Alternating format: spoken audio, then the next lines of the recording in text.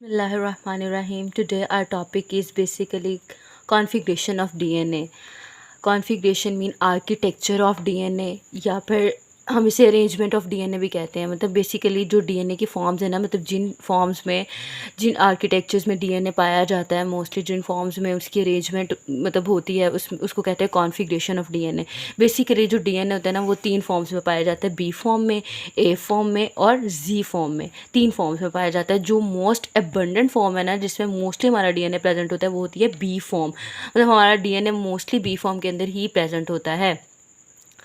और ये जो है वो राइट हैंडेड ट्विस्ट होता है, यानी ट्विस्ट होता है उसका मुड़ना, दो स्टैंड्स का आपस में एक दूसरे के साथ ट्विस्ट कर जाना, उसे हम कहते हैं राइट हैंडेड। राइट साइड पे दो स्टैंड्स का एक दूसरे के साथ ट्विस्ट कर जाना राइट हैंडेड ट्विस्ट होता है। तो बी फॉर्म में ये राइट हैंडेड ट्विस्ट होते हैं, ठीक है। और मोस्ट अबंडेंट फॉर्म होती है ये डीएनए की।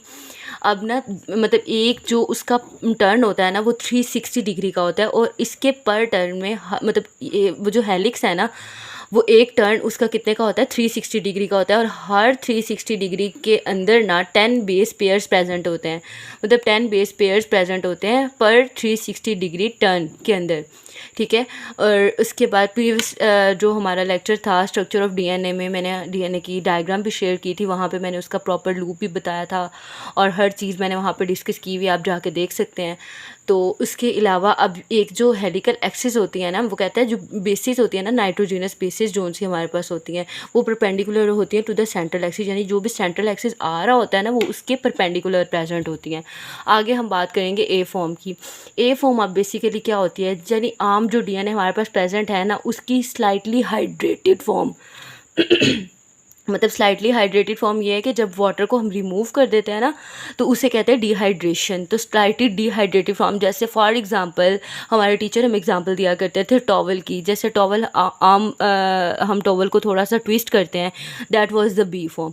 और फिर जब हम उसे थोड़ा ज़्यादा ट्विस्ट करते हैं, जैसे वो निचोड़ने वाला सीन नहीं होता है वो, तो वो उसकी कौन सी फॉर्म होती है, ए फॉर्म, स्लाइटली डिहाइड्रेटेड फॉर्म। यानी जब हम उसको स्क्वीज डाउन करते हैं, जब हम उसे ज़्यादा ट्विस्ट करते हैं, तो उसके अंदर से पानी निकलता है ना टॉवल में से, तो वैसे ही डीएनए का स्ट्रक्चर होता है। वो जो ए फॉर्म है ना, वो हमारे पास डिहाइड्रेटेड फॉर्म होती है।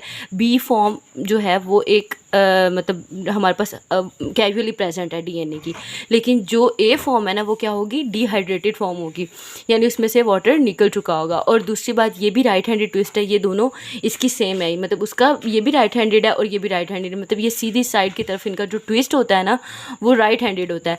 अब इसमें भी अब हर हेलिक्स जो होता है ना, वो कितने मतलब उसका ईच टर्न कितने डिग्री का होता है, 360 डिग्री का। अब जहाँ पे जाहिर बात है हम उसे स्क्वीज डाउन कर रहे हैं, हम उसे ज़्यादा ट्विस्ट कर रहे हैं, तो उसके अंदर कितने बेस पेयर्स आ जाएंगे, 11 बेस पेयर्स आ जाएंगे।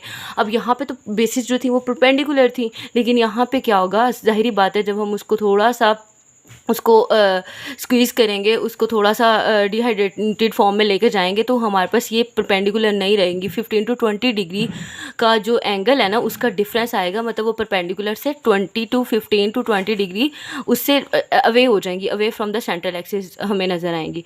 अब हमारे जो पास तो थर्ड फॉर्म है ना, that was the G form. G form अब इन दोनों से सेपरेट है।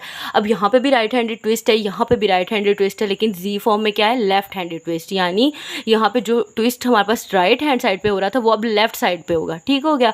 अब ये जिग जैग फॉर्म में अपेयरेंस होता है, मतलब जिग जैग के फॉर्म में। इसका नाम जो जी फॉर्म हमने रखा है वो इसी वजह से रखा है, क्योंकि ये जिग जैग के फॉर्म में हमारे पास अपेयर होता है। और ये बहुत टाइट है। यहाँ पे तो स्लाइटली डिहाइड्रेशन हो रही थी ना, स्लाइटली स्क्वीज डाउन कर रहे थे हम, मतलब टॉवल को अगर हम उसकी एग्जाम्पल ले रहे हैं तो। लेकिन यहाँ पे हमने टॉवल को बहुत ज़्यादा टाइटली उसे हमने रैप किया और टाइटली हमने उसे ट्विस्ट कर दिया है, तो ये बहुत ज़्यादा टाइट फॉर्म हो गया। अब यहाँ पे जाहिर बात है, फिर एक हेलिक्स में जब 360 टर्न्स होते हैं, तो यहाँ पे 11 बेस पेयर्स थे, यहाँ पे 10 थे, और यहाँ पे कितने बेस पेयर्स आ जाएंगे, 12 बेस पेयर्स आ जाएंगे। 12 बेस पेयर्स भी ज़्यादा हो जाएंगे। ये जो बेस पेयर्स वाली चीज़ें ना, ये मोस्टली एमसीक्यूज़ में पूछी जाती हैं, ये आप लोगों ने लाजमी इस पर फोकस करना है। उसके अलावा आम रूटीन में तो हमें पता है कि ए फॉर्म और बी फॉर्म में प्रेजेंट होती है, लेकिन जो जी फॉर्म है वो कौन सी कब प्रेजेंट होगी, वो तब प्रेजेंट होगी जब हम ट्रांसक्रिप्शन कर रहे होंगे। यानी जो भी ट्रांसक्रिप्शन एरिया होगा, जहाँ पे भी ट्रांसक्रिप्शन हो रही होगी, यानी डीएनए से आरएनए के प्रेजेंस, मतलब आरएनए हम बना रहे होंगे, वो ट्रांसक्रिप्शन एरिया होगा, वहाँ पे जी फॉर्म प्रेजेंट होगी डीएनए की। And it's all about the configuration and the architecture और the structure of the DNA. और ये आज हमारा जो स्ट्रक्चर ऑफ द डीएनए का टॉपिक था वो कंप्लीट हो गया। So stay tuned for the next lectures, and like, share and subscribe.